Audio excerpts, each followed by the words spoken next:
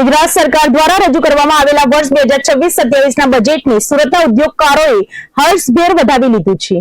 સુરતના અગ્રણી ઉદ્યોગપતિઓ અને ચેમ્બર્સ ઓફ કોમર્સના હોદ્દેદારોએ આ બજેટને વિકાસલક્ષી ગણાવ્યું છે। ખાસ કરીને સુરત સહિત સમગ્ર દક્ષિણ ગુજરાતના વિકાસને નવી ગતિ મળશે તેવો આશાવાદ વ્યક્ત કરવામાં આવ્યો છે।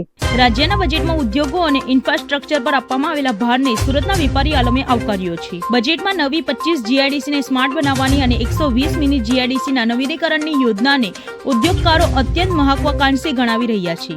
આ ઉપરાંત સુરત જિલ્લાના બારડોલીને સેટેલાઇટ ટાઉન તરીકે વિકસાવવાની જાહેરાતથી સ્થાનિક રોજગારી અને વેપારમાં મોટો ફાયદો થશે તેવું માનવામાં આવે છે। સરકારે વર્ષ 2025ને ટુરિઝમ વર્ષ તરીકે ઉજવવાનું નક્કી કર્યું છે, જેનાથી ગુજરાત હવે ગ્લોબલ રેટિંગ ડેસ્ટિનેશન તરીકે પણ ઉભરી આવશે। યુવા સાહસિકો માટે પણ બજેટમાં સારા સમાચાર છે। રાજ્યમાં હાલ કાર્યરત 16,000 સ્ટાર્ટઅપ્સને વધુ વેગ આપવા માટે સુરત, રાજકોટ, વડોદરા અને મહેસાણામાં નવા 4 આઈ હબ સ્થાપવાની જાહેરાત કરાઈ છે। સુરત ચેમ્બર્સ ઓફ કોમર્સના મતે આ બજેટ આગામી વર્ષોમાં ઉદ્યોગ ક્ષેત્રે ક્રાંતિ લાવશે। નમસ્કાર, હું નિખિલ મદ્રાસી, પ્રમુખ ધી સદન Gujarat chamber of commerce and industry Surat. નાણામંત્રી શ્રી કનુભાઈ દેસાઈએ 5મી વખત વિધાનસભાની અંદર પોતાનું બજેટ પ્રસ્તુત કર્યું। ચેમ્બર ઓફ કોમર્સ તરીકે આ એક ગુજરાતના આર્થિક વિકાસને પ્રગતિ આપનારું બજેટ બની રહેશે એવું તેમની જોગવાઈ પરથી લાગી રહ્યું છે। ખાસ કરીને સ્ટાર્ટઅપના સંદર્ભની અંદર સુરત, વડોદરા અને જામનગરની અંદર આઈ હબના માધ્યમ દ્વારા સ્ટાર્ટઅપની પ્રવૃત્તિના રિજિયનલ સેન્ટર ખોલીને નવા ઉદ્યોગ સાહસિકોને પ્રોત્સાહન આપવાની વાત કરવામાં આવી છે, તે આવકારદાયક બાબત છે। જો 25 જીઆઈડીસીને સ્માર્ટ બનાવવા માટેના પ્રયત્નો કરવામાં આવશે, જીઆઈડીસી એટલે જે જૂના જમાનાની અંદરની વ્યાખ્યા બદલાઈને આ રીતના જો તેને સ્માર્ટ બનાવવામાં આવે તો ઔદ્યોગિક માળખાગત રીતિ તરીકે હું માનું છું કે તેને કારણે ઉદ્યોગને બહુ મોટો વેગ મળશે અને 120 મિની જીઆઈડીસીઓનું નવીનીકરણની યોજના પણ મૂકવામાં આવી છે। ગુજરાતના ઔદ્યોગિક વિકાસને માટે આ જોગવાઈઓ ખૂબ જ આશાસ્પદ નીવડશે। એક્સપોર્ટ પ્રમોશન કાઉન્સિલ, કારણ કે આપણે સમગ્ર ભારત દેશની અંદર એક્સપોર્ટ વધારવાનો પ્રયત્ન કરીએ છીએ, ગુજરાતમાં આ પ્રકારની કાઉન્સિલ નથી, રાષ્ટ્રીય કક્ષાએ છે, એટલે એક નવો વેગ ગુજરાત એક્સપોર્ટ પ્રમોશન કાઉન્સિલની સ્થાપનાને કારણે પ્રાપ્ત થશે તેમ પણ અત્યારે લાગી રહ્યું છે। રિન્યુએબલ એનર્જીનો મહત્તમ ઉપયોગ કરીને કાર્બન ઉત્સર્જનમાં ઘટાડો, જેથી પર્યાવરણના ક્ષેત્રની અંદર ક્રાંતિ આવે તેવી પૂરેપૂરી શક્યતાઓ છે। સેમિકન્ડક્ટર હબ આપણે ગુજરાત જ્યારે બનવા જઈ રહ્યું હોય ત્યારે સાણંદ અને ધોલેરા ખાતે 610 કરોડની જોગવાઈ કરવામાં આવી છે। હું માનું છું કે આ ક્ષેત્રની અંદર એક હરણફાળ કૂદકો આ જોગવાઈ દ્વારા આપણે મારી શકીશું। કોમનવેલ્થ અને ઓલિમ્પિક રેડી સિટી, આ બહુ મહત્વનો શબ્દ તેમણે વાપર્યો છે અને આંતરરાષ્ટ્રીય સ્પોર્ટ્સ કોમ્પ્લેક્સની સ્થાપના સાથે 1278 કરોડની જોગવાઈ કરીને એક નવો કીર્તિમાન સ્થાપવાનો પ્રયત્ન કર્યો છે, કારણ કે ઇન્ફ્રાસ્ટ્રક્ચર અમદાવાદનું હોય કે ગમે તે હોય, ઇન શોર્ટ એ જોગવાઈઓ દ્વારા જે ખર્ચ કરવામાં આવશે તેને કારણે કોઈક બીજી વ્યક્તિના ગજવામાં પૈસા જશે, અલ્ટિમેટલી પૈસા ફરવાને કારણે અર્થતંત્રની અંદર વેગ મળે તે સિદ્ધાંત વધુ એક વખત પ્રસ્થાપિત થવા જઈ રહ્યો છે।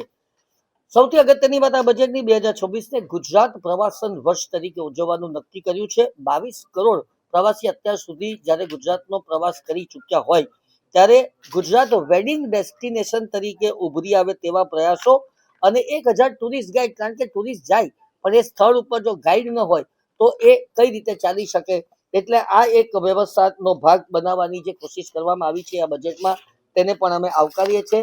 હું માનું છું કે આમ એક સમતોલ ખેડૂતલક્ષી, ગરીબ અને મધ્યમ વર્ગલક્ષી, અન્નદાતા માટેનું 11,000 કરોડનું કૃષિ રાહત પેકેજ પણ જાહેર કરવું, આ બધી જ વાતો એ વિકાસને પ્રેરિત બનશે રાજ્યના, એમ હું માની રહ્યો છું। આભાર। વિજય મેવાલા, ઇમિડિયેટ પાસ્ટ પ્રેસિડેન્ટ, સધન Gujarat chamber of commerce and industries. આજે નાણામંત્રી શ્રી કનુભાઈ દેસાઈએ જે બજેટ રજૂ કર્યું છે તેમ એક ટેક્સટાઇલ વેપારી તરીકે હું જોઉં તો ટેક્સટાઇલમાં એમણે ટેક્સટાઇલ પોલિસી અંતર્ગત 5755 કરોડની જે જાહેરાત કરી છે, તો એમાં ટફ હોય કે આ ટફની ઇન્ટરેસ્ટ સબસિડી હોય એ લોકોની પછીથી જ્યારે પણ ટેક્સટાઇલને પ્રોત્સાહન આપવા માટે એમણે એક આ સારી જોગવાઈ કરી છે।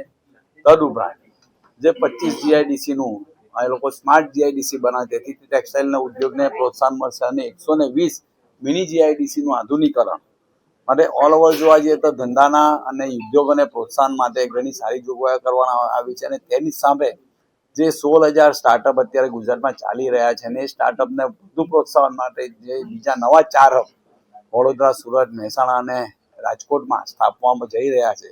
તો એ માટે પણ એક આ સારી જોગવાઈ કરવામાં આવી છે. બીજું ખેતીલક્ષી જો બજેટ ગણવા જઈએ આપણે તો એગ્રીકલ્ચરમાં લોકલ ફોર લોકલ ને અંતર્ગત જે ગામડાના ખેડૂતોને એ લોકો બહાર આવીને માલ વેચવા માટે જે પ્રોત્સાહન આપવાના છે કે જેથી કરીને આપણું ખેતી ઉત્પાદક વસ્તુ જે માર્કેટમાં વેચાઈ શકે અને એની સાથે સાથે પ્રાકૃતિક ખેતીને જે પ્રોત્સાહન આપવાની એ લોકોએ જે વાત કરી છે બજેટમાં તે બી ઘણી આવકારદાયક વાત ગણી શકાય. માટે આમ જોવા જઈએ તો ખેતીલક્ષી અને ઉદ્યોગલક્ષી બજેટ છે એટલે આ ઉદ્યોગોને પણ આમાં રાહત છે અને ખેતીલક્ષી બજેટો પણ છે, એજ્યુકેશન લક્ષી બજેટો પણ છે. જે આઈઆઈટીમાં ભણતી છોકરીઓ માટે પણ એ લોકોએ જે જોગવાઈ મૂકી છે એ બી ઘણી સારી જોગવાઈઓ છે. માટે ઓલ ઓવર બજેટ જોવા જઈએ તો ઘણું સારું છે અને આવકારદાયક બજેટ છે. આભાર. નીતિશ મોદી અને હાલમાંથી સદન Gujarat chamber of commerce and ઇન્ડસ્ટ્રીમાં ઓનરરી ટ્રેઝરર તરીકે સેવા આપું છું. હમણાં આપણા રાજ્યના નાણામંત્રી શ્રી કનુભાઈ દેસાઈએ જે બજેટ રજૂ કર્યું એ જોતા લાગે છે કે આ બજેટ કેન્દ્ર સરકારે હમણાં નજીકના ભૂતકાળમાં 1 ફેબ્રુઆરી જે કેન્દ્રીય અંદાજપત્ર રજૂ કર્યું એમાં જે આયોજન કર્યું છે એ આયોજનની સાથે તાલબદ્ધતા મેળવવા માટે વિકાસની ગતિએ લઈ જનારા બજેટ છે અને તેથી ખૂબ જ આવકારદાયક અને આશાસ્પદ છે. ખાસ કરીને જ્યારે એમણે કહ્યું કે ગુજરાતની વસ્તીમાં 36% કરતાં વધુ વસ્તી યુવાઓની છે, તો એમણે યુવાઓના વિકાસ માટે એમની સ્કિલ ડેવલપ કરવા માટે પણ એમણે આ બજેટમાં ધ્યાન રાખ્યું છે. જ્યારે અત્યારે સરકાર એઆઈ તરફ પોતાનું ધ્યાન દોરી રહી છે અને ગઈકાલે જે દિલ્હીમાં આપણે એઆઈ ઇમ્પેક્ટ સમિટ થઈ છે અને અત્યારે કૃષિ ક્ષેત્ર પર એઆઈનો કઈ રીતે ઉપયોગ કરી શકાય, કઈ રીતે આપણે આગળ વધી શકીએ, આ બજેટમાં એમણે કૃષિ ક્ષેત્ર માટે 6 સેન્ટર ફોર એક્સેલન્સ સ્થાપવાની પણ વાત કરી છે. એમણે જિલ્લાઓમાં ખાસ કરીને દક્ષિણ ગુજરાતની જો વાત કરું તો બારડોલી ટાઉનને સિટી લાઇટ એરિયા તરીકે ડેવલપ કરવા માટેની બી જાહેરાત કરી છે. એટલે આ સૂચવે છે કે આપણું ગુજરાત રાજ્ય મોડેલ સ્ટેટ છે, તે મોડેલ સ્ટેટના એ સ્તર પર આપણને આ બજેટ ભવિષ્ય માટે ટકાવી રાખશે.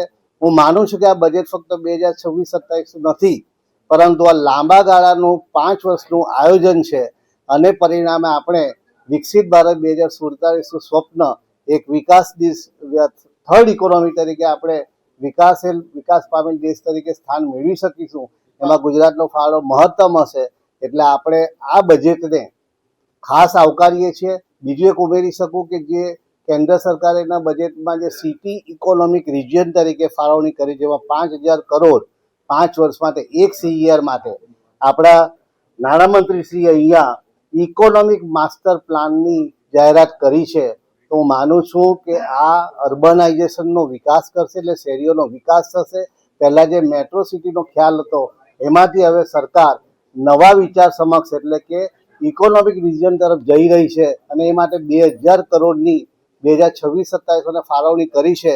તો અહીં અર્બનાઇઝેશન થશે અને સુરત અને સાઉથ ગુજરાતની જો વાત કરું તો ટેક્સટાઇલ ક્ષેત્રને અને શિક્ષણ ક્ષેત્રને, આરોગ્ય ક્ષેત્રને ખૂબ જ મોટો ફાયદો થનાર છે હું જોઈ શકું છું. કારણ કે આ બજેટમાં ફક્ત શિક્ષણ નહીં પરંતુ તાલીમ, સ્કિલ ડેવલપમેન્ટને પણ એમને પ્રાધાન્ય